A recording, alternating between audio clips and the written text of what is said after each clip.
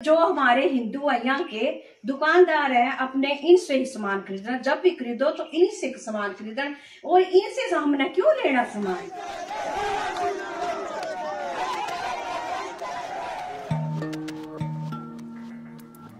India में पिछले कुछ सालों से सोशल मीडिया पर मुसलमानों के इक़्तिसादी और समाजी बायकॉट की वीडियोस पोस्ट की जा रही हैं।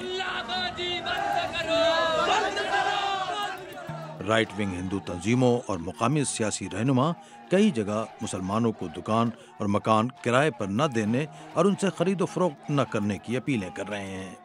इस मुहिम का मुसलमानों के कारोबार और रोजी रोटी पर गहरा असर पड़ा है।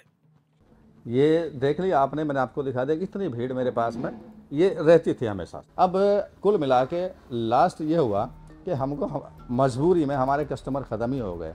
ये चला दी कि भाई होटल मोहम्मदानों के हैं, ये खाने में पेशाब कर देते हैं, खाने में गलत आइटम मिलाते हैं। ये एक सोची समझी स्कीम है, लोगों की प्लानिंग हैं। जब हमारा काम ख़त्म हो गया तो हमने कुल मिला के होटल बेच ही दिया। ये यूपी के मुजफ्फरनगर शहर का एक बाजार है। दुकानों के साइन बोर्ड्स पर ओनर्स के नाम लिखने की शुरुआत इसी शहर से हुई थी। इंतजामिया का ये कहना था कि ये सिक्योरिटी के लिए किया गया, लेकिन बज़ाहिर इसका मकसद ये बताना था कि ये दुकान मुसलमान की है और ये दुकान हिंदू की है। उत्तर प्रदेश के एक हिंदू मजहबी रहनुमा स्वामी यशवीर महाराज ने दुकानों पर प्रोपराइटर्स का नाम लिखने की मुहिम की पुरजोर हिमायत की थी। वो कहते हैं कि हिंदुओं को मुसलमानों के रेस्टोरेंट्स और होटलों में नहीं खाना चाहिए। मुसलमानों के बहुत बड़ी संख्या में लोग सनातन धर्म के लोगों के भोजन में थूकने, मूत्र करने या गौ मांस मिलाने का या उसमें ऐसी औषधि मिलाने का जिस औषधि मिले भोजन को कोई सनातन धर्म के लोग करें तो नपुंसक हो जाएं और महिलाएं बांझ हो जाएं।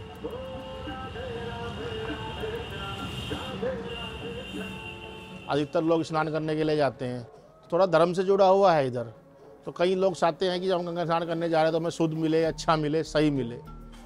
पर इस चीज़ को मद्देनजर रखते हुए लोगों ने सोचा था कि नाम लिखा हो तो हमें थोड़ी आसानी रहेगी कि हमें कहाँ रुकना है। सरकार ने जो किया है अपना सही किया है। इससे ये है कि ओनर का नाम पता लगता है।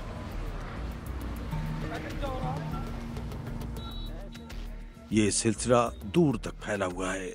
उत्तराखंड, मध्य प्रदेश, राजस्थान और उत्तर प्रदेश जैसी रियासतों में छोटे छोटे दुकानदारों, सब्जी फरोशों और बिजनेस करने वाले मुसलमानों को मुश्किलात का सामना है। उत्तर प्रदेश में बेशतर स्लॉटर हाउसेस गैर कानूनी करार देकर बंद कर दिए गए हैं। रियासत में मुसलमानों की मिल्कियत वाले बड़े बड़े मीट एक्सपोर्टिंग प्लांट मुख्तलिफ वजूह से बंद पड़े हैं।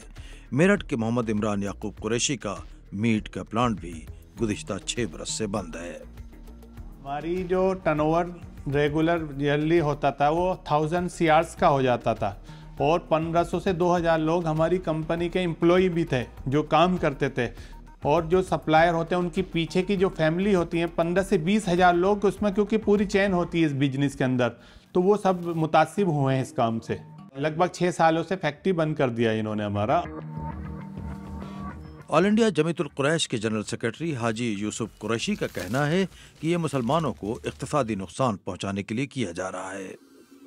पॉलिसी यूं लगता है कि एकदम सरकार बनते ही इसी कारोबार पर टैग किया गया, और क्योंकि इनको मालूम था कि रोज़गार मिला हुआ है, इनको मालूम था जो इनको ज़र मुबादला आ रहा है, फॉरेन करेंसी आ रही है, इनको आ रही है, इनमें खुशहाली आ रही है, इनके लिविंग ऑफ स्टैंडर्ड बढ़ रहा है, इनमें एजुकेशन आ रही है, तो ये इनको नापसंद था। हुक्मरान बीजेपी से करीब समझे जाने वाले राइट विंग के माहिर इक़्तिसादियात और दानिश्वर डॉक्टर शुभ्रो कमल दत्ता कहते हैं कि मोदी हुकूमत किसी तफरीक के बगैर सभी की तरक्की के लिए काम कर रही है। मैं समझता हूं कि सरकार की नीति में किसी भी इस तरह का पक्षपात नहीं है। हाँ, जो कानून तोड़ेगा और जो कानून का उल्लंघन करेगा और अपना आइडेंटिटी छुपाएगा उसके ऊपर कठोर कार्रवाई की जाएगी। ये तो कोई नहीं कह रहा है कि पूरे मुस्लिम बिरादरी को इकोनॉमी से बाहर कर दिया जाए या फिर मुस्लिम बिरादरी के जो अपने भाई बहन हैं उन लोगों को अलग कर दिया जाए। ये तो नामुमकिन है। लखनऊ के तज्जियाकार शरद प्रधान का ख्याल है कि स्लॉटर हाउसेज और मीट की दुकानें जैसे कारोबार बंद होने से लाखों मुसलमान बेरोजगार हुए हैं। यहाँ चाहते हैं वो ये स्टेट्स में जहाँ प्रॉस्पेरिटी बढ़ रही है मुस्लिम्स में, किसी तरीके से उनकी प्रॉस्पेरिटी पे अंकुश लगाया जाए, उनको इकोनॉमिकली कमजोर कर दिया जाए, जिससे वो अपने गुर्बत पे वापस चले जाए। ये डायरेक्ट कंसर्टेड प्लान अटैक है ऑन मुस्लिम्स।